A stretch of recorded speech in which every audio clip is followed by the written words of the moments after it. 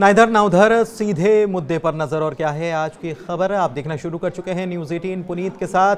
और खबर आई है कि तुर्की में कई जगहों पर पुलिस और प्रदर्शनकारियों के बीच झड़प हुई है और यहां पर प्रदर्शन भी लगातार किए गए हैं।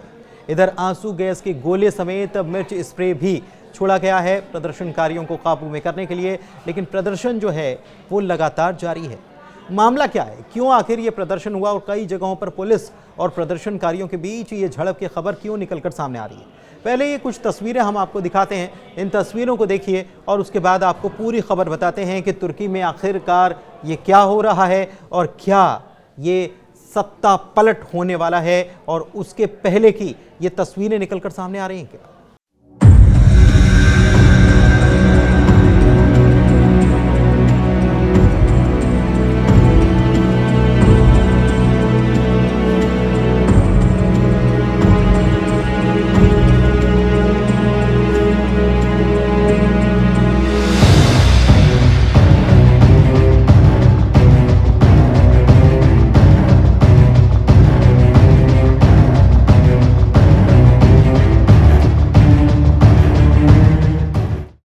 तो तस्वीरें आप देख रहे हैं कि प्रदर्शनकारी सड़कों पर, यूनिवर्सिटी और मेट्रो स्टेशन पर सरकार विरोधी नारे लगा रहे हैं। कई सड़कें और मेट्रो लाइनों को भी बंद कर दिया गया है और आलम यह है कि यहां की अर्दोआन सरकार ने देश के सबसे बड़े शहर इस्तांबुल में 4 दिन के लिए सार्वजनिक समारोह करने तक पर प्रतिबंध लागू कर दिया है। लेकिन हुआ क्यों है, मामला बता देते हैं आपको। दरअसल एक गिरफ्तारी से मामला जुड़ा है तुर्की में।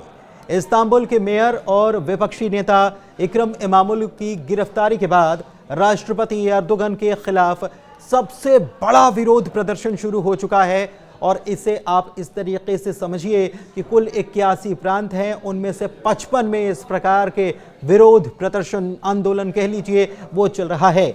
सत्ता के मद में विरोधी खेमे को कुचलने की कोशिश के आरोप लगाए जा रहे हैं। 5 दिन में 1133 प्रदर्शनकारी हिरासत में लिए गए हैं। दूसरी तरफ रविवार रात इस्तांबुल में पुलिस और प्रदर्शनकारियों के बीच झड़प हुई और तनाव बढ़ा हुआ है। प्रदर्शनकारियों को कंट्रोल करने के लिए आंसू गैस और मिर्च स्प्रे का इस्तेमाल किया गया, लेकिन प्रदर्शनकारी भी झुकने के लिए तैयार नहीं हैं। बीते 22 साल से सत्ता में मौजूद राष्ट्रपति एर्दोगन के खिलाफ ये दूसरा सबसे बड़ा प्रदर्शन है।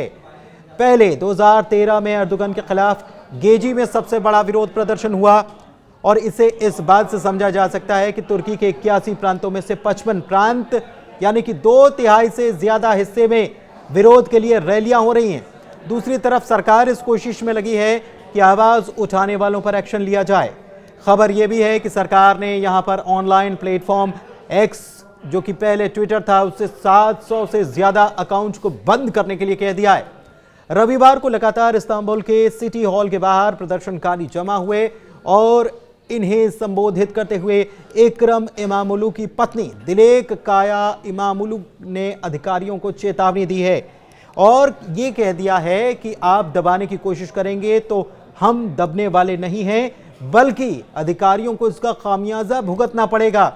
दिलेक ने यह भी कहा अपने पति के लिए कि इकरम तुम्हें हरा देगा। इकरम के साथ अन्याय के चलते आज हर कोई उनके साथ खड़ा है।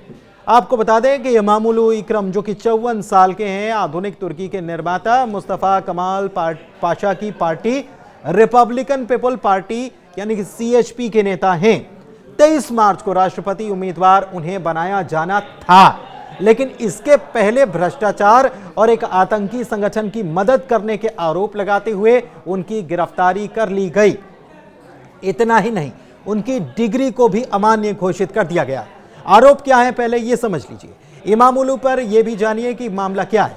पत्रकारों और कारोबारियों समेत कुल 100 लोगों पर नगरपालिका के जारी किए गए टेंडर में आपराधिक गतिविधियों में शामिल होने का शक है। इमामुलू और 6 अन्य लोगों पर कुर्दिस्तान वर्कर्स पार्टी PKK, जिसे कहा जाता है, इसकी मदद करने के आरोप हैं।